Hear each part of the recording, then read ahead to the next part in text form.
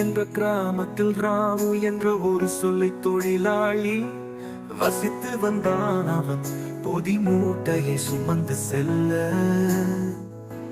தன்னுடன் ஒரு கழுதையும் தன் எஜமானனுக்காக நன்கு உரைத்தது. ஆனால் ராமு அந்த கழுதைக்கு தேவையான உணவை தரவில்லை. எனவே அந்த கழுதை ராமு தன்னை கட்டி போட மறந்தவோ இரவில் வீட்டை விட்டு தப்பி ஒரு காட்டிற்குள் சென்றது. வழியில் ஒரு நரியை பார்த்தது. தன் சோக கதையை கூறியது. கழுதையின் நிலைமையை கேட்ட நரி அதற்கு உதவி செய்ய நினைத்தது.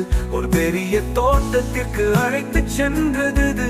அங்கு காய்களும் பழங்களும் நிறைந்து இருந்தன. நரி கூறியது, நண்பனே உண்டு மகிழு, ஆனா சிறு ஓசை கூட எழுப்பக்கூடாது. நம் சத்தம் கேட்டால் தோட்ட காவலாளிகள்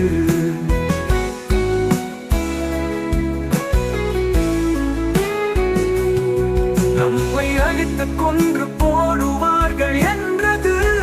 வயிறு முட்டை சாப்பிட்ட கழுதைக்கு மகிழ்ச்சி பொங்கியது. மகிழ்ச்சியில் நரியிடம் நரி, அண்ணா நான் மிகுந்த மகிழ்ச்சியில் இருக்கிறேன். வெகு நாள் கழித்து இன்றுதான் வயிறு நிரம்ப சாப்பிட்டுள்ளேன்.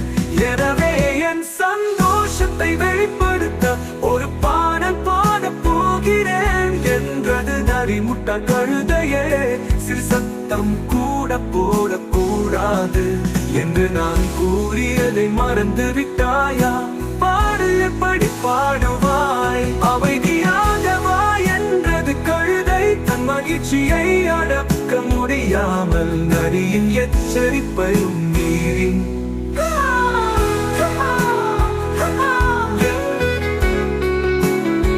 என்று தன் உரத்த குரலில் கணக்க ஆரம்பித்தது. சத்தம் கேட்ட காவலாளிகள் நரியையும் கழுதையையும் சூழ்ந்து வந்து அடித்து கொன்று போட்டனர். தன் முட்டாள்தனத்தால் தன் நண்பனின் அழிவுக்கும் கழுதை காரணமாகிவிட்டது. குழந்தைகளே, கழுதையைப் போல் இல்லாமல் இடம் பொருள் ஏவல் உணர்ந்து நாம் செயல்பட வேண்டும்.